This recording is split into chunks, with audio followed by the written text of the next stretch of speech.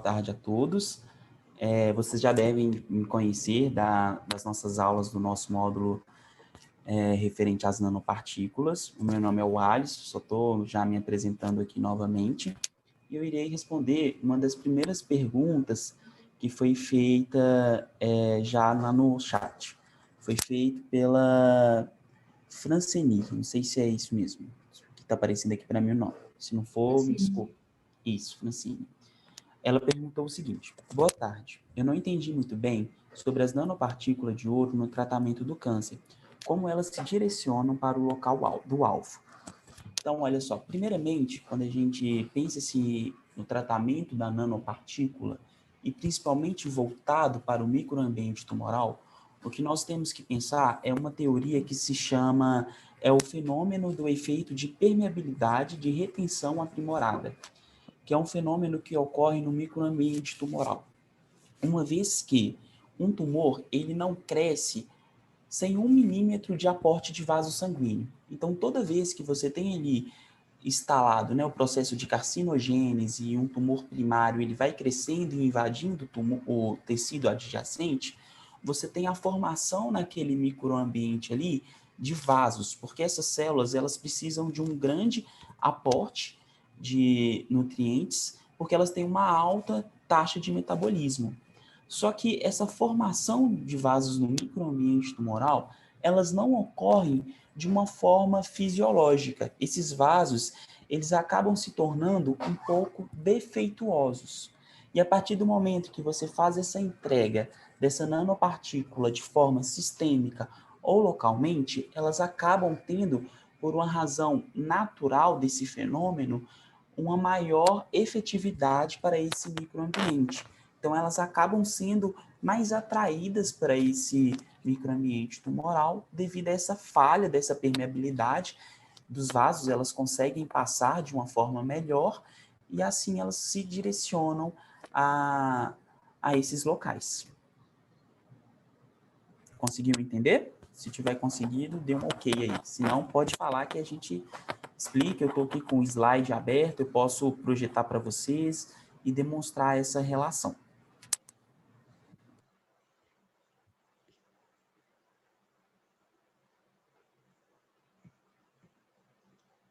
Bom, pessoal, eu vou responder a pergunta da Rafa. Ele escreveu assim: queria saber do uso de nanopartículas do sistema nervoso central. Sei que tem uma pesquisa com algumas que são neuroprotetoras ou podem ser usadas como diagnóstico de Alzheimer ou Parkinson. Isso é verdade, Rafa. Não só elas têm a capacidade de serem neuroprotetoras, mas algumas delas são carreadoras. Então, por exemplo, no Alzheimer, a gente tem, por exemplo, o tratamento da memantina. Então, nós podemos encapsulá-la e ajudar a levar para o sistema nervoso central. Isso vai fazer com que ela não degrade a corrente sanguínea e ajude muito mais a focar exatamente aonde precisa e não ter os efeitos adversos, por exemplo. Daí ela continua. Eu queria saber se tem alguma que pode promover neuroregeneração ou auxiliar em processos de plasticidade sináptica. Tem uma, assim, em relação à plasticidade sináptica, o que a gente pode ter são, por exemplo, algumas nanopartículas que elas são como se fossem arcabouços. Então, como eu falei na aula, existe o grafeno. O grafeno, quando ele é formulado com cultura de células de alguns animais, você pode injetar no cérebro e isso faz com que, por exemplo, numa isquemia, você tem a morte dos neurônios. Então, você tem um buraco lá dentro, praticamente. Você consegue injetar esse tipo de nanomaterial e o que vai acontecer? Um arcabouço. Então, é como se você estivesse criando uma ponte, um caminho para que haja interação entre os neurônios. Além do grafeno, podem sim existir, só que ainda está muito no começo, porque a gente começou só agora a ter mais estudos sobre nanopartículas, por exemplo, com estresse oxidativo, com inflamação que acontece no cérebro. Mas para ajudar na plasticidade, são principalmente nanopartículas que podem ajudar a fazer a reinteração de neurônios que estão em locais mais afastados, como se fosse uma ponte mesmo. Eu posso procurar alguns artigos para você e eu te mando, se você estiver mais interessada em se aprofundar um pouco nessa área.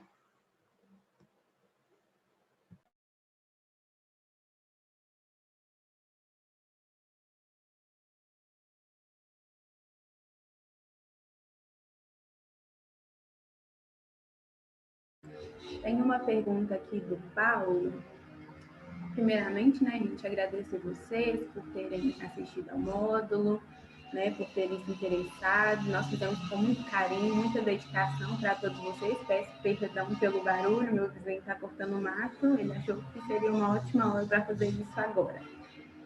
Mas, enfim, o Paulo perguntou, gostaria de saber se compostos orgânicos como extratos de plantas ou até mesmo óleos vegetais poderiam ser usados na formulação de nanosistemas? E se sim, vocês acham que seria viável investir mais nessa área? Bom, os lipossomas, né, eles são... A gente pode desenvolver nanocarreadores com diversos materiais, e os lipossomas, geralmente, eles são desenvolvidos com óleos vegetais, né, como fosfatidilcolina de soja, pode ser utilizado de milho. Então, vai depender muito do que você vai querer entregar, né? Do nanocarreador também que você pretende construir ali. Então, sim, podem ser utilizados.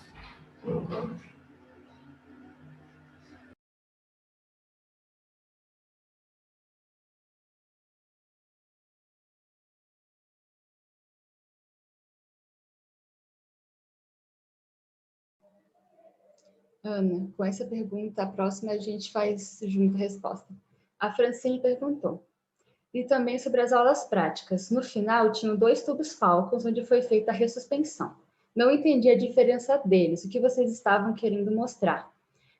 Os 2 Falcons, eles tinham as mesmas nanopartículas, só que uma tinha um crioprotetor e a outra não tinha. Então, isso mostra que, com o crioprotetor... E eram drogas de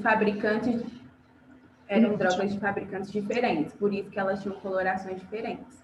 Isso. Mas era mesmo para mostrar a diferença, né? Da amostra que tinha o crioprotetor, da que não tinha. Tanto que elas têm até cores diferentes. Era a mesma substância, só que eram em lugares diferentes, exatamente. E era para mostrar que com o crioprotetor você consegue fazer com que fique mais tempo protegida a solução. E ela vai ter mais tempo de utilização. Ela não vai ser degradada, né, Ana? Pessoal, eu acabei de colocar aí no chat 2 papers maravilhosos que fala sobre essa relação de como que as nanopartículas elas são entregues no microambiente tumoral. E um desses papers, inclusive, ele tem mais de 700 citações, ele é bem utilizado na literatura. E já falando um pouco disso, tem uma pergunta aqui que é do Paulo, que ele fala sobre essa relação de como que nós poderíamos testar essa toxicidade, né, das nanopartículas e dos lipossomas. Se isso pode ser feito em vivo e in vitro. Nós temos essas 2 formas de fazer esse teste, geralmente. O teste ele é feito in vitro, para testar essa toxicidade em células, mas também ele pode ser feito em vivo, uma vez que são experimentos diferentes e que eles vão responder perguntas diferentes. Lembrando que toda vez que nós fazemos um ensaio in vitro, o que nós temos ali são células isoladas de um determinado tipo de cultura. Por exemplo, se nós estamos trabalhando com células tumorais, nós podemos ter ali um tipo de célula, por exemplo, a B16F10, que é uma célula que é utilizada para induzir o tumor de câncer de pele em camundongos. Então, se você quer fazer esse ensaio in vitro, você vai ter respostas diferentes.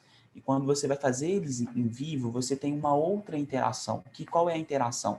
A diferença do in vitro para o in vivo, ela é justamente o microambiente onde essas células estão.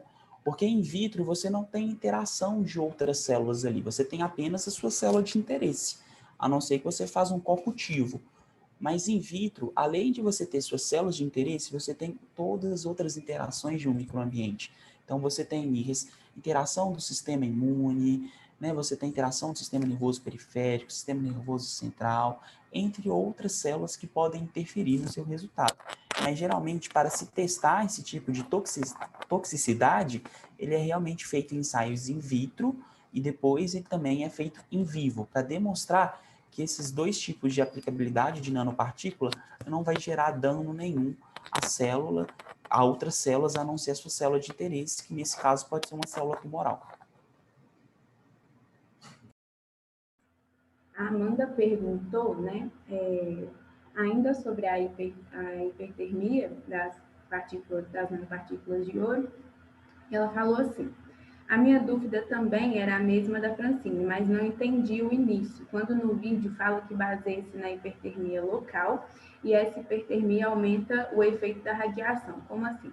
Bom, a nanopartícula de ouro, ela tem uma característica muito própria dela, que é o seguinte: quando você injeta ela no paciente, né, para fazer contraste, por exemplo, ou para fazer mesmo a questão do diagnóstico de câncer ou tratamento de câncer, você pode colocar, né, você vai colocar ela no paciente, aí você aplica ou um ultrassom, ou então outro tipo de onda, né, por exemplo, de ressonância magnética, que vai fazer o seguinte: essas nanopartículas, elas têm a característica de fazer ressonância plasmônica de superfície, que elas têm elétrons livres na camada, e aí quando elas recebem essa onda, esses elétrons, eles começam a entrar em movimento, né? E como a gente sabe, o calor vem do movimento das coisas, do movimento das partículas. Então, isso vai gerar um calor que vai promover todos aqueles efeitos físicos, químicos e biológicos dentro da célula. E aí vai impedir a célula de se replicar e matar a célula do câncer. Deu para entender agora?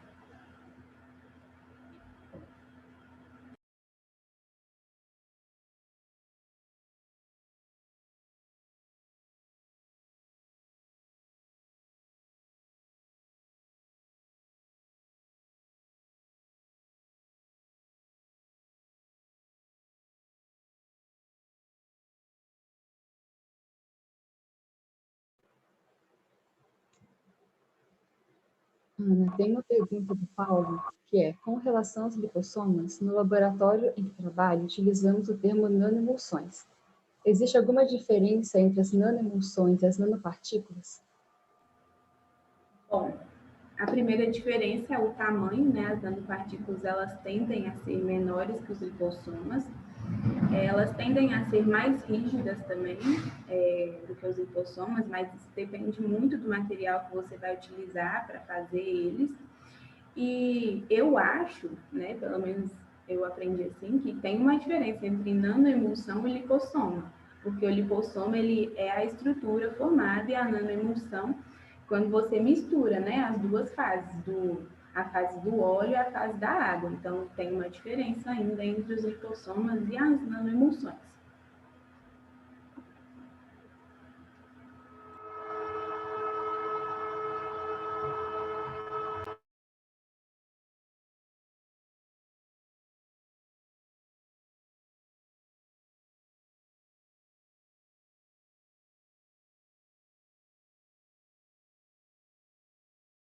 A Thaís perguntou: quanto aos nanomateriais teranósticos, eles têm ação mais efetiva em tumores malignos ou em tumores moles ou ósseos?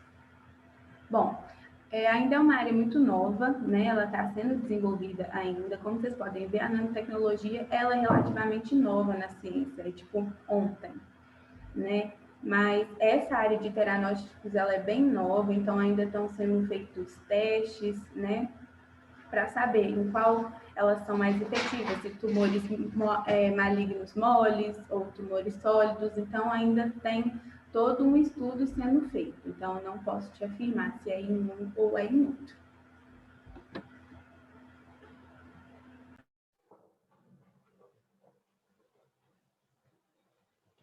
A Ana Flávia perguntou: nanopartículas inorgânicas como de sílica, chumbo e carbono podem ser tóxicas?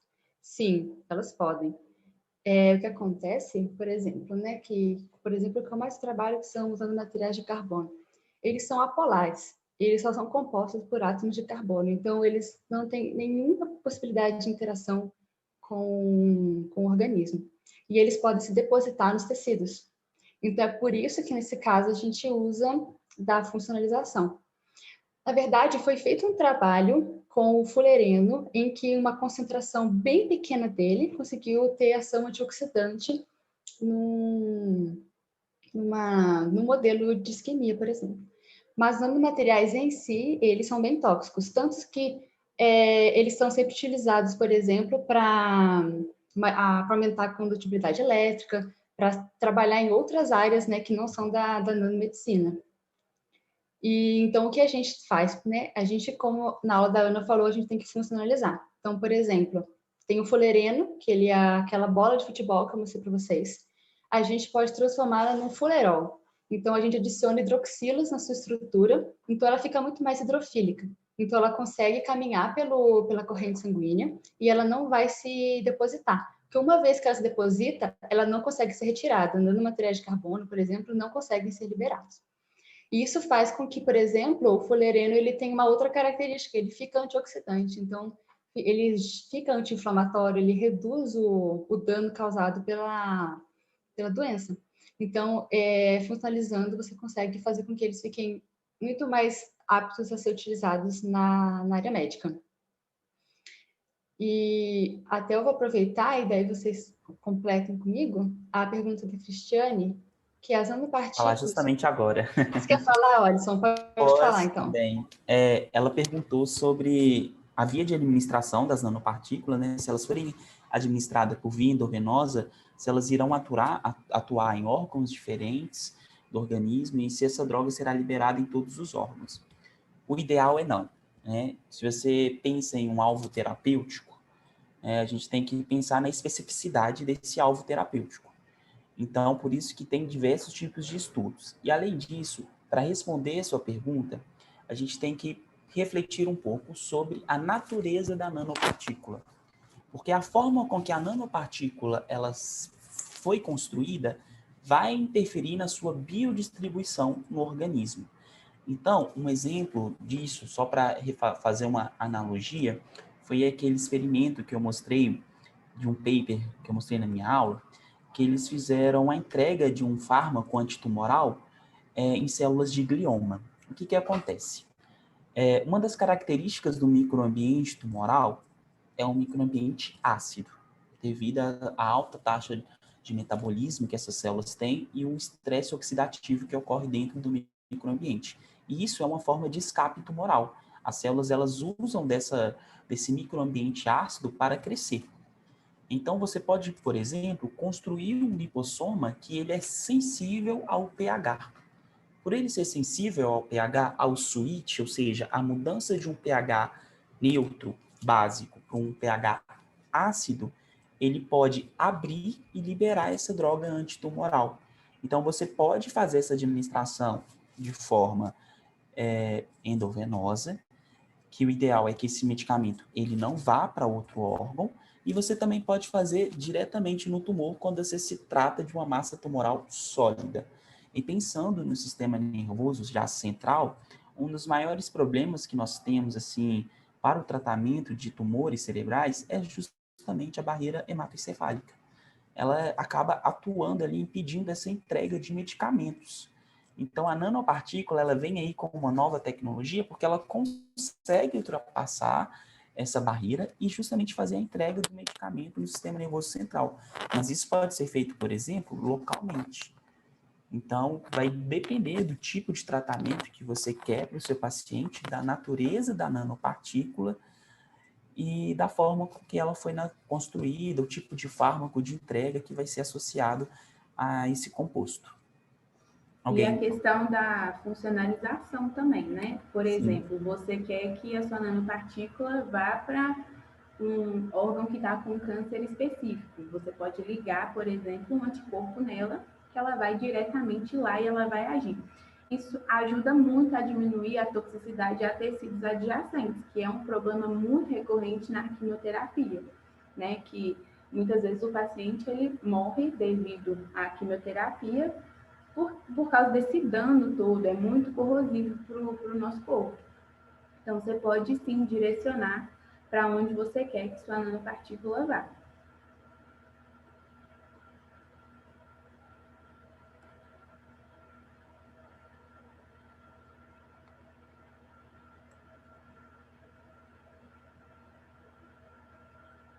Bom, a Ana Flávia perguntou: a toxicidade das nanopartículas podem estar associadas também aos solventes orgânicos utilizados no processo de produção? A resposta é não, porque a gente, em geral, a gente evapora, né, os solventes, eles têm que ser evaporados porque eles são extremamente tóxicos. Então, a toxicidade delas está mais relacionada ao material com que você desenvolve elas mesmas. A Camila perguntou: oi, gente, já que as nanopartículas são altamente específicas, como são mensurados certos parâmetros farmacocinéticos, por exemplo, o volume de distribuição e a concentração plasmática? Nesse caso, a gente faz, né, um teste de biodisponibilidade, onde a gente traça aquela curva de biodisponibilidade, que é a área sobre a curva, né, onde você vai avaliar ali o período de tempo em que você injetou ou administrou a sua droga, comparando com a concentração, né? E o pico máximo de concentração, e depois a curva vai decaindo, você vai vendo a eliminação da droga, então, através desse ensaio.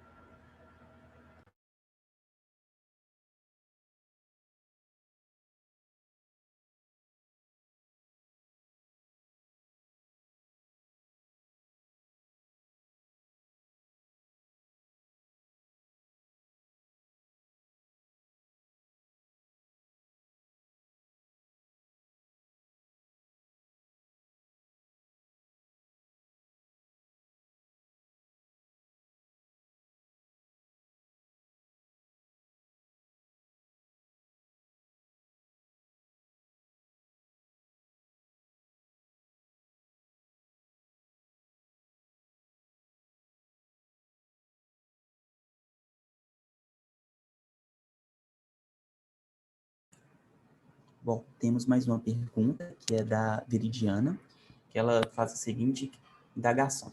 Existem trabalhos na fase gestacional? Opa, peraí, que apareceu outra pergunta. Ó, perguntou se existem trabalhos na fase gestacional quando da presença de alguma disfunção no feto. Se nesse caso a mãe ela receberia a droga. Olha, para ser bem sincero com você, existem poucos estudos que fazem essa relação da biodistribuição de nanopartículas com o feto, mas pelo que eu andei dando olhada na literatura sobre o trabalho, todas essas questões de tratamentos, né? Ou seja, a utilização de nanopartículas e outros medicamentos contra o câncer, eles geralmente têm uma influência sim sobre o feto. Portanto, que alguns deles chegam a ser até contraindicação. Então, nesse caso, eu teria que olhar mais na literatura, conheço que eu não sei muito bem se dizer, mas eu sei que tem estudos que demonstram que tem sim interação com o feto. Mas o nível de interação e qual interação e o quão prejudicial isso é, eu não sei te dizer.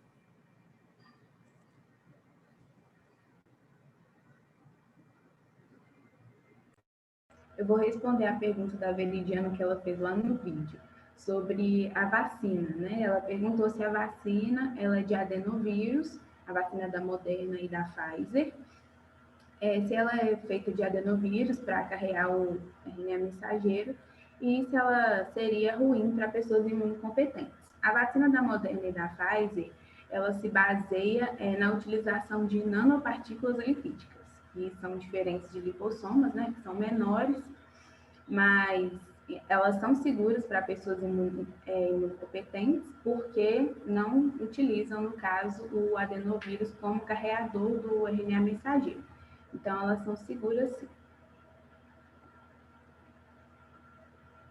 O Paulo perguntou: pessoal, uma dúvida meio que informal. Eu curso biologia. Aqui não temos cadeiras específicas para essa área, mas farmacêutica. Dentro da pós, esses conceitos farmacêuticos são muito cobrados?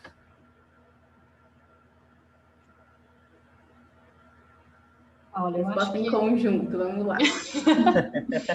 Eu acho que depende muito do projeto que você está inserido. Por exemplo, quem trabalha mais com comportamento, não trabalha com drogas, com fármacos e com nada que você, mais da área farmacêutica, talvez não tenha que ser cobrado tanto esses conceitos farmacêuticos. Mas, por exemplo, quem trabalha com tratamentos, quem trabalha sempre com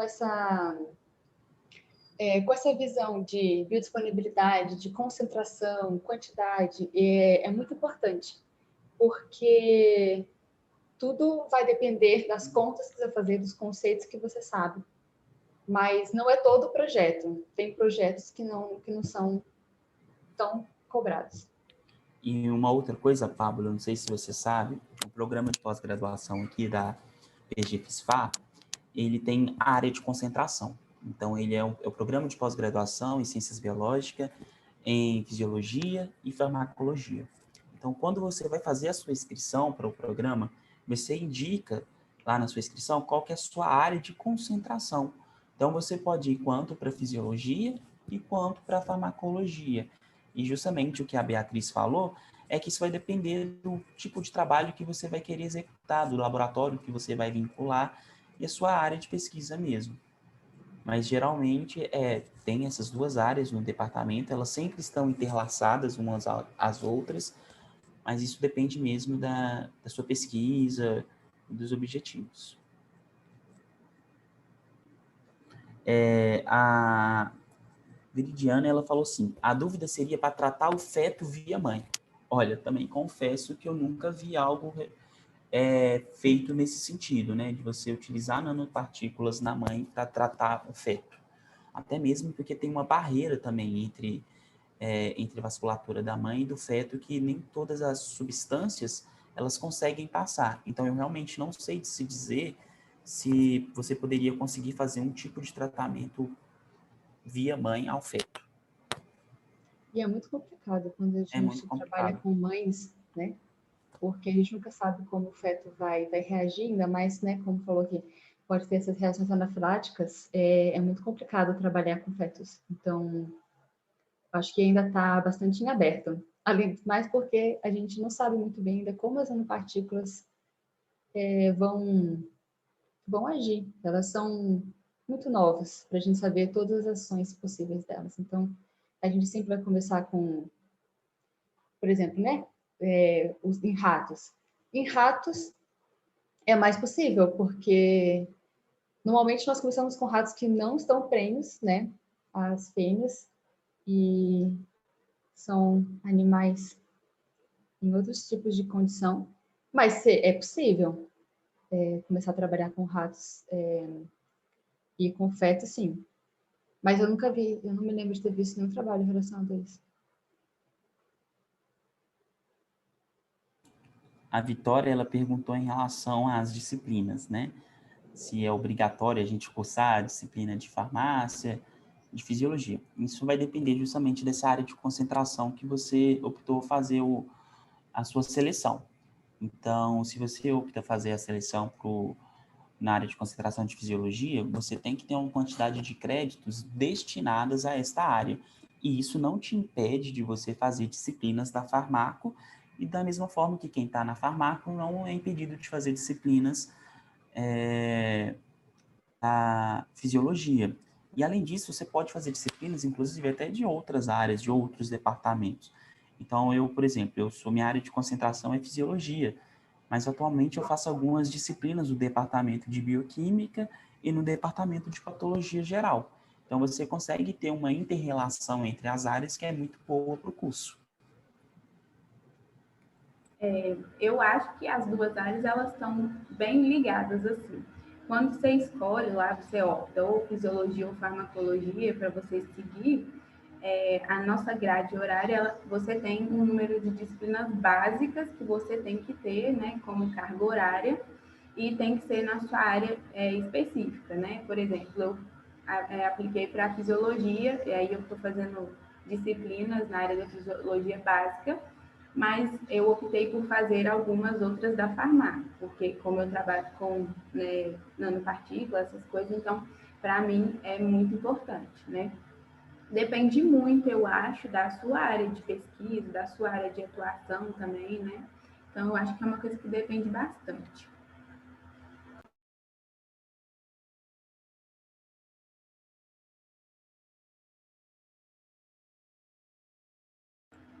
Veridiana, a questão das vacinas da Moderna e da Pfizer, as pessoas que estão apresentando reações anafiláticas são principalmente a questão da nanopartícula. Lembra que a gente falou que elas podem ser tóxicas, dependendo com que você desenvolve elas? Então, acho que é mais nessa questão, não numa questão de pessoas imunocompetentes, como, por exemplo, um adenovírus poderia causar, né, essa imunogenicidade, uma reação extremamente exacerbada assim. Mas, então, a questão das reações anafiláticas estão ligadas à nanopartícula lipídica.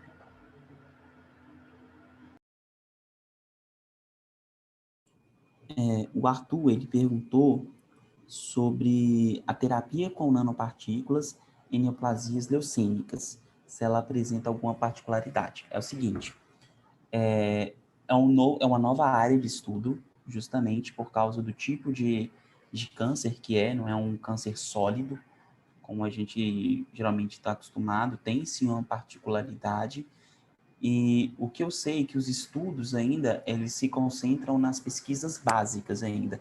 Até mesmo porque tem uma dificuldade de você ter modelos que conseguem mimetizar de forma fidedigna esse tipo de neoplasia.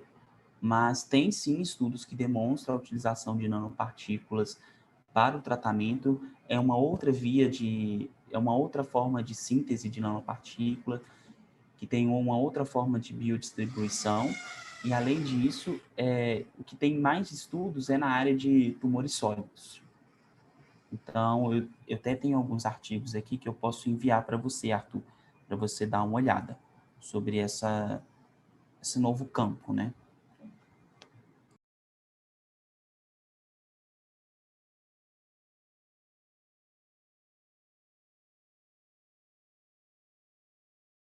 Para quem gosta da linha de pesquisa da professora Daliene, o módulo 7 vai vir aí, então vocês fiquem de olho, que vai ter até palestra dela, vocês vão gostar bastante.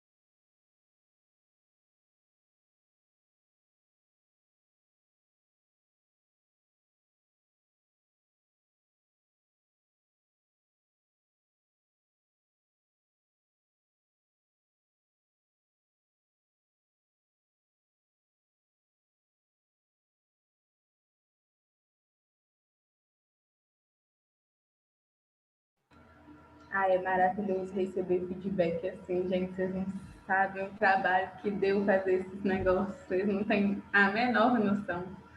Agradeço muito, de verdade. É tão bom quando vocês mandam essa mensagem, realmente, porque a gente passa um filme na nossa cabeça desde o início, né? Porque quando você começa, você acha que não vai dar certo. E a gente teve uma barreira, né? Esse 2020/2019, que foi a pandemia, né? Que todos estavam à distância. Então eu percebi que por mais que nós jovens estamos nessa era digital, eu encontrei dificuldades, né? Nesse cenário da interação por, por vídeo. Mas assim, que bom que vocês gostaram, que o curso ele é feito para vocês, pensado em vocês, e com o intuito de trazer vocês para o nosso programa, né? De vocês conhecer esse mundo fantástico que é o UFMG, que é o programa de pós-graduação em Fisiologia e Farmacologia, que, assim, para mim, eu encho a boca para falar, porque, para mim, é o melhor programa do Brasil, da América Latina, é CAP7, tem professores fantásticos, áreas de pesquisas maravilhosas, porque, assim, para mim é muito bom, é uma honra muito grande estar nesse programa e de estar fazendo esse curso de verão pensando em vocês, porque amanhã serão vocês que estarão aqui. Preparem.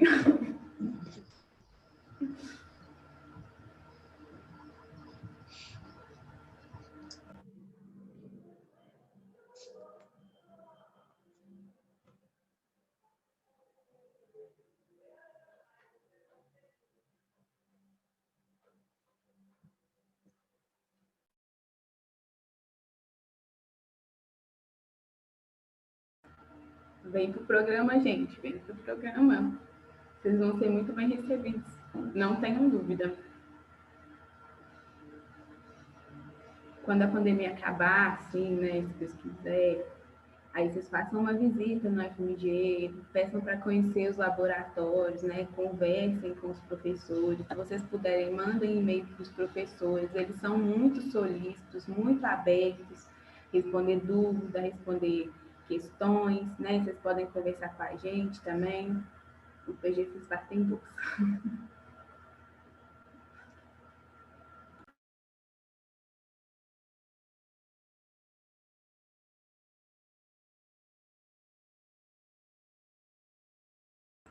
Eu acho que depende muito do laboratório, né? Você tem que conversar mesmo com o professor, ver se tem a disponibilidade, depende mesmo da disponibilidade do laboratório. Mas, por exemplo, a Silvia, que tem um laboratório enorme, cheio de gente, ela recebe sempre gente para estágio, ela é sempre muito aberta, né? É uma outra que eu acho assim, se vocês quiserem conversar, tirar dúvida, ela é extremamente aberta, extremamente solícita para ajudar a gente. Então, uma professora muito boa para vocês perguntarem a respeito, tirarem dúvidas também.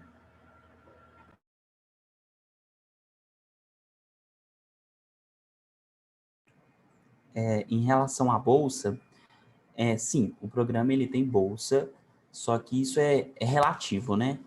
É um sim que é relativo, porque a bolsa ela sempre vai depender de vários fatores, desde sua seleção, né? Porque os primeiros lugares, eles sempre, a chance de bolsa é maior, e também a relação dos alunos bolsistas que estão defendendo para liberar a bolsa. Então, o esquema de bolsa é sempre assim, você defende, a bolsa está no seu nome, assim que você defende, essa bolsa vai passar para o nome de uma próxima pessoa. A não ser que tenha alguns outros projetos, por exemplo, tem vários professores que eles têm projetos destinados à bolsa. Então, você tem professores que vão ter bolsas de doutorado, vão ter bolsas de mestrado, já vinculado a algum projeto. Mas, pelos órgãos de fomentos tradicionais, né, CNPq e CAPES, o programa ele é financiado por essas agências de fomentos, e a relação de bolsa ela é dependente justamente disso, da classificação, da sua seleção.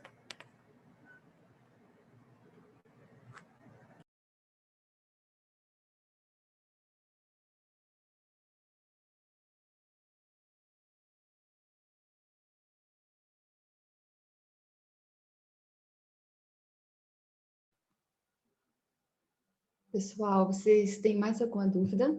Pode ser relacionado ao módulo, mas também pode ser relacionado ao FMG e à nossa pós. Vocês podem ficar à vontade, que nós temos Depois mais também tempo ainda. surgir mais dúvidas, vocês podem mandar para a gente por e-mail. A gente deixou os e-mails nas aulas.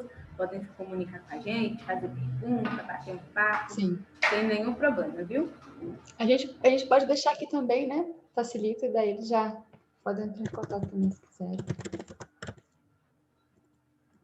Cláudio perguntou: em qual dos projetos de nanotecnologia vocês estão mais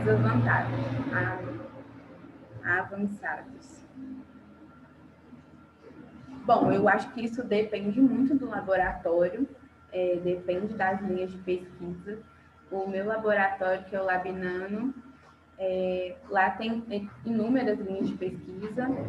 Uma linha de pesquisa lá que é muito forte é a do professor Fresar, desenvolvimento de tratamentos para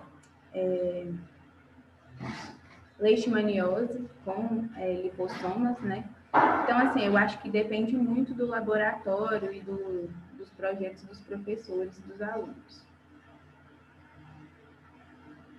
Vocês podem falar um pouco sobre o processo seletivo? Podemos, inclusive, eu e a Ana, nós passamos pelo mesmo processo seletivo, né, Ana? Eu acho tão engraçado, porque eu lembro, assim, o rosto dela, assim, bem no O início. desespero Todos no dia da nós entrevista. desesperados no dia da entrevista, mas, assim, Eu deu saí certo. sem assinar o papel, lembra? Sim, ela saiu e deixou de assinar o papel. Corremos atrás dela. Mas, assim, o processo seletivo do programa, ele tem um edital, que ele é lançado no programa, e nesse edital tem todas as informações. Mas, geralmente, o processo seletivo ele consiste em 3 etapas, sendo que a primeira etapa é uma etapa sobre uma prova específica da área de concentração, ou seja, se você opta fazer pela fisiologia, vão ter questões de fisiologia, e se você opta fazer por farmácia, vão ter questões relacionadas à farmácia. Mas isso não impede de ter questões interrelacionadas. Então, em toda prova vai ter questões associando, né, farmacodinâmica e fisiologia, porque são áreas que não tem como você dissociar. Mas a primeira parte desse processo seletivo é essa prova, e você tem que tirar um mínimo de 60% da prova. Ou seja, você tem que acertar 60% dessa prova para você ir para a segunda etapa. A segunda etapa, ela é... No meu edital estava escrito que seria uma arguição sobre a prova e sobre a minha carreira, né? O meu currículo Lattes, sobre a minha experiência dentro da área da ciência, né? Quem é o Alisson, quem sou eu dentro da ciência.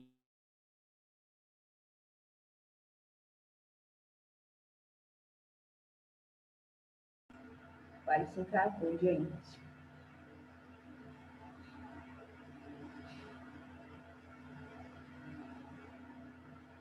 Vou continuar falando aqui, então.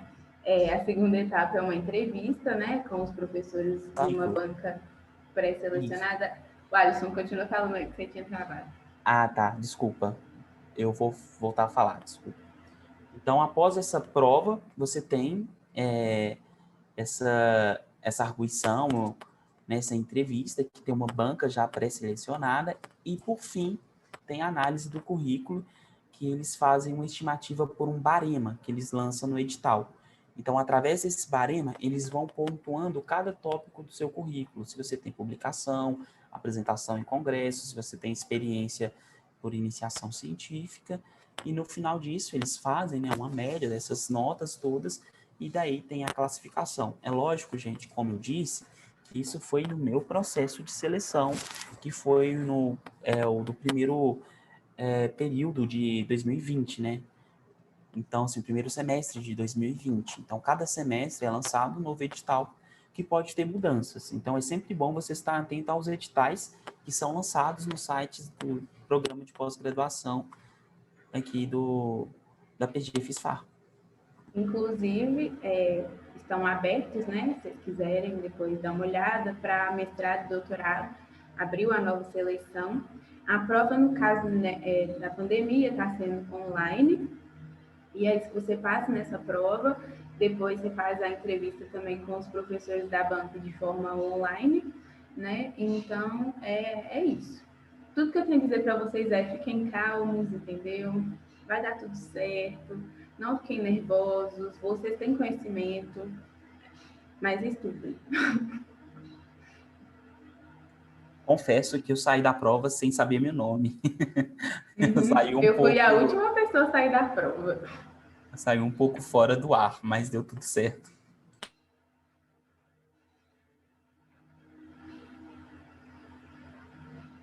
Os lados têm parceria com outros países? É possível ter alguma experiência em outros lugares? Sim. Cada programa de pós-graduação tem o que a gente chama de internacionalização, que é justamente essa relação com institutos de pesquisas fora do país.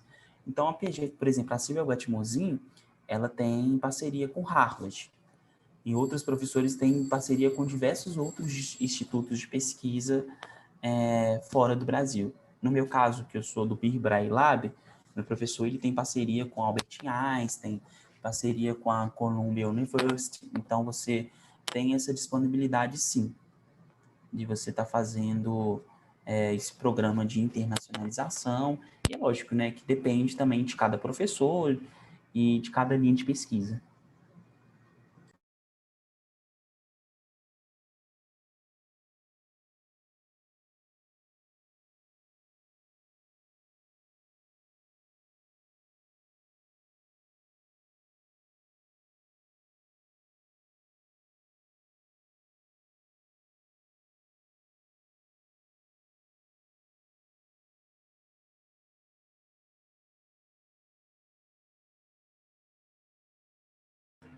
Eu acho que a Maria de Fátima é de outro programa, não é? Eu não tenho certeza. sobre ela. Mas tem, sim, tem uns professores que não estão lá no currículo. Por exemplo, o meu orientador, quando eu descobri ele através da Silvia, ele não estava lá ainda, porque ele era novo, mas agora está. Então, assim, depende bastante. Maria de Fátima é orientadora do programa, sim. Uhum. A professora Miriam, gente, está falando. Estou aqui de olho nas respostas. Não, eu estou brincando com vocês. Mas, bom, devo dizer que vocês estão se saindo muitíssimo bem. Tanto que eu, algumas vezes, interromper, não precisei. Que bom, professora. William, na verdade, são muitos mais professores dos que apareceram aqui. É porque os professores convidados, eles tinham a linha de pesquisa baseada nos temas dos nossos módulos. Mas, por exemplo, os meus professores do meu laboratório, que é o de núcleo de neurociências, nenhum deles apareceu. Porque o tema não era da linha de pesquisa 100% deles, mas existem vários outros. Você pode entrar no site da PG Fiscal e você vai saber todos eles.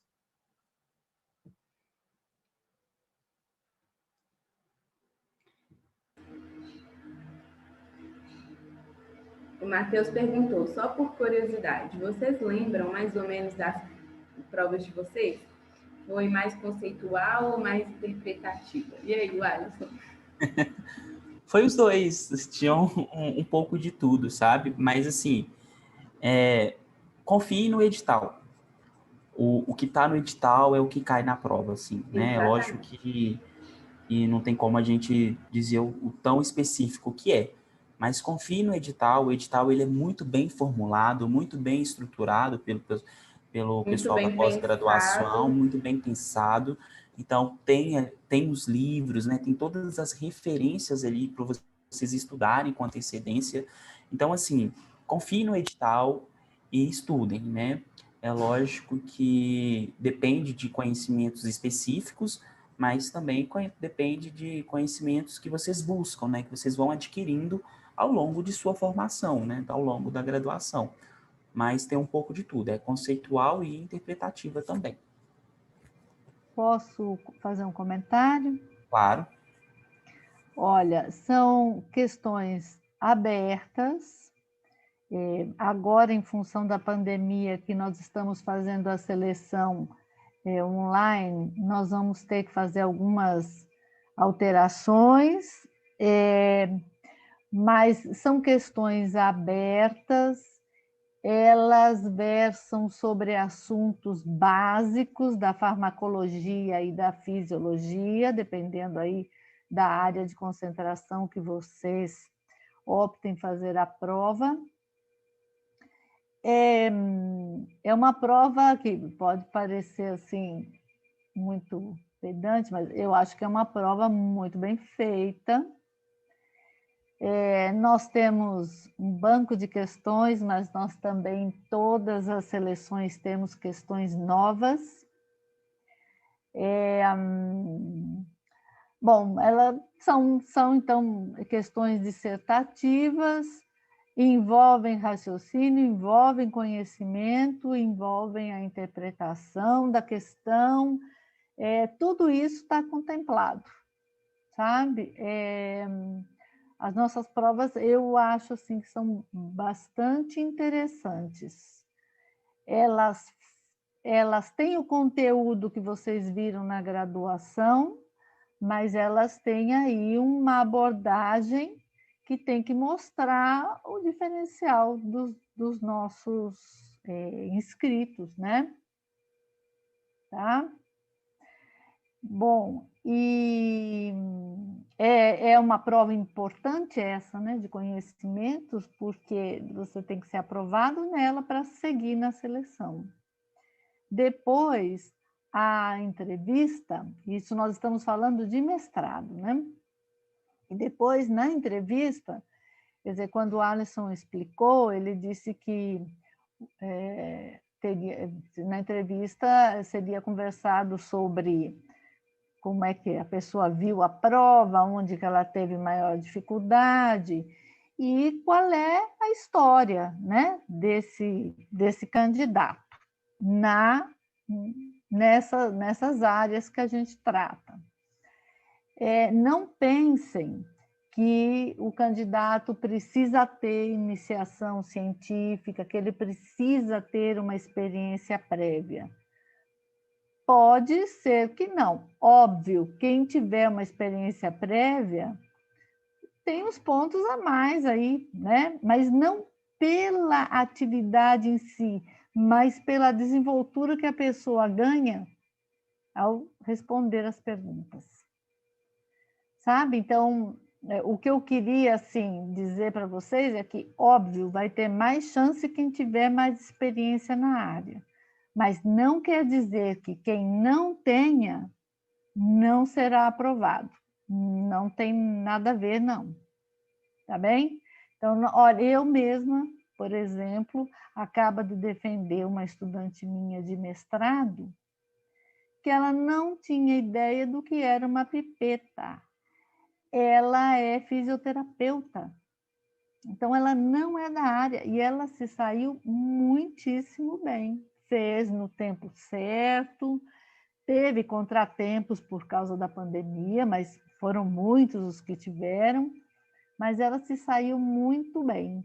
E é uma das coisas mais gratificantes que professor orientador tem, é ver um aluno chegar assim, bem cru, bem sem noção do que ele vem fazer e sair outra pessoa, sabe? Sair com outra formação, com outras ideias, vendo o mundo de maneira diferente. É muito bom isso. Então, por favor, não pensem que vocês precisam dessa experiência prévia. Ela, óbvio, que ela vai melhorar muitíssimo o desempenho de vocês, mas ela não é essencial.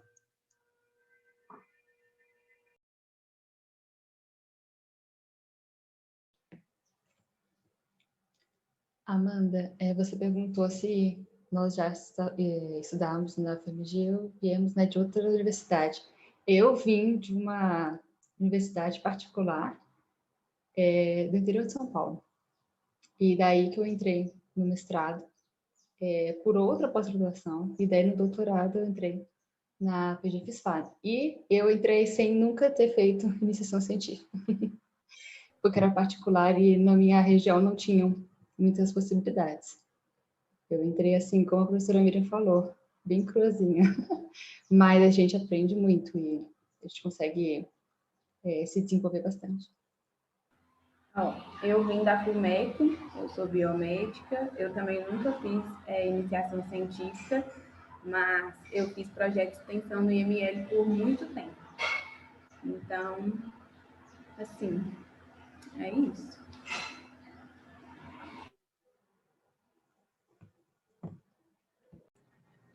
Assim, não é uma barreira, sabe? Da onde que você vem, a sua formação. Um exemplo que a Miriam deu é a questão da fisioterapia. Eu também sou fisioterapeuta de formação e tive experiência de iniciação científica, que no meu caso contribuiu bastante para o meu crescimento como cientista.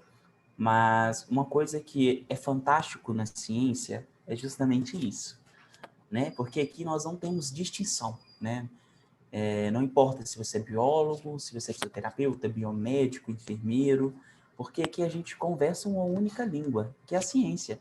E a ciência é universal, ela independe da sua área, né? Então, um exemplo disso é alguns professores do departamento, né? Se você pegar, por exemplo, o professor Márcio, se eu não me engano, a graduação dele é em engenharia, né? E ele dá aula de neurociência. Então, assim, não importa, sabe? Desde que você tenha curiosidade, um senso, né?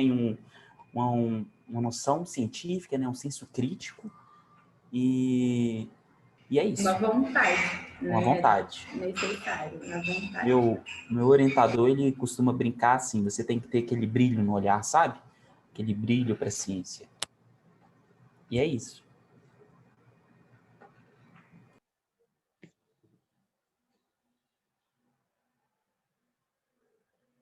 A Bia pode responder essa. Pessoal, como é a questão do custo de vida em Minas Gerais? Dá para sobreviver com a bolsa? Tipo, pensando nas pessoas que vêm de outros estados e tal? Ah, tá. Eu sou de São Paulo, gente. Dá. Na verdade, assim, a gente sabe que não é uma bolsa grande, mas é suficiente para você morar, se alimentar e ter uma vida social, sim, mas claro que você vai ter as suas restrições. Mas é bem possível se você souber administrar. E principalmente porque a gente mora muito perto da universidade. Então a gente tenta escolher ó, os bairros mais perto. E tem o interno, tem o ônibus, então você pode ir caminhando, você não precisa ter um carro, você pode pegar o ônibus que é da faculdade, então ele passa por todos os institutos. É, eu não consigo, assim, com a bolsa que a gente recebe, Minas pode ter um custo grande, mas a gente consegue sobreviver, assim, bem. Eu consigo, mas sem muitas, não sei, acho que tranquilamente dá, com certeza. Eu Tem posso falar? bastante república, né, ao redor da Sim. universidade. Aí tem o grupo do PG FISPAR também, dos discentes, eles sempre anunciam vaga. Do No pessoal, Facebook no Facebook tem um grupo. tem comunidades, né? Comunidades, eu nem sei, né? Comunidades era Orkut, né? Tem páginas. Grupos, né? Páginas. Grupos no Facebook que eles são grupos destinados aos alunos de pós-graduação da UFMG. Então, tem um que chama República UFMG. Então, lá é anunciado várias moradias, né? Eu, por exemplo, gente, eu sou de Belo Horizonte mesmo, sou mineiro, só que eu moro, em questão de distância, eu moro na região sul. E para eu ficar me deslocando para a UFMG todos os dias, é um pouco complicado por causa de trânsito e também é pedante. Então, eu optei por morar perto da universidade. Eu recebo uma bolsa de mestrado e é como a Bia falou, né? Assim, você vai conseguir sobreviver, você vai conseguir fazer as suas coisas, né? Mas é lógico, com algumas restrições, sem extravagância. É justamente isso, mas dá sim. Sempre dá um jeitinho, gente. Sempre Quando a gente gosta do que a gente faz, a gente ama até esses problemas. Na verdade, eu acho que esses problemas nem são problemas pra gente. Acaba motivando, ama, né? Mas a gente ama tanto que a gente faz que eu acho que isso, às vezes, não é o pior dos nossos problemas. Eu sinto isso, às vezes, sabe? Claro que é um problema, mas a gente consegue remediar muito bem. Eu falo assim que a minha vida, ela tem, assim, dois marcos muito importantes. Primeiro, é a UFMG. Então, eu divido minha vida em antes e depois da UFMG, né? E durante a UFMG que eu estou vivendo. E depois a entrada na pós-graduação, vamos dizer assim. Então, quando você está aqui no campus, você está aqui nos laboratórios, conversando, vivenciando, né? Essa UFMG é fantástico. Eu acho que assim, é um sonho para qualquer pessoa que gosta de ciência e você acaba fazendo disso assim, sua vida, né? É maravilhoso.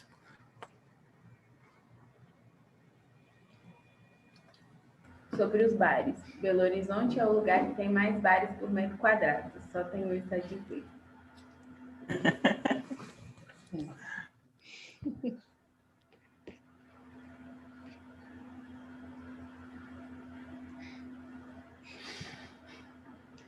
Pessoal, se vocês não têm mais nenhuma pergunta, eu queria agradecer muito por todas as perguntas que vocês fizeram. Tenho certeza que nós três aqui ficamos muito felizes. Muito obrigada por terem gostado do nosso módulo. É uma coisa que nós três amamos demais, é um conteúdo que a gente gosta muito. E a gente quis mostrar isso para vocês com o maior carinho. Qualquer dúvida que vocês tiverem a mais, mandem para a gente, não tem problema. Pode mandar até para o WhatsApp, no grupo dos alunos, ou por e-mail. A gente está super disponível, não só hoje, não só durante o curso de verão, mas, né, para qualquer dia que vocês precisarem. Eu vi que tem uma pergunta relacionada à apresentação dos projetos na quinta-feira. A gente vai responder depois de você, tá bom? Pode ficar tranquilo. E é isso, pessoal. Muito, muito obrigada, viu? Foi você, né, Ana Flávia? Eu acabei de ver aqui. Fica tranquila que a gente vai te responder. Eu vi a sua pergunta assim. Muito obrigada, gente. E uma ótima Obrigada, continuação de gente. curso para vocês. Obrigado, viu, pessoal? Foi um prazer, viu? E espero Obrigada, vocês gente. aqui ano que vem, hein? Um abraço.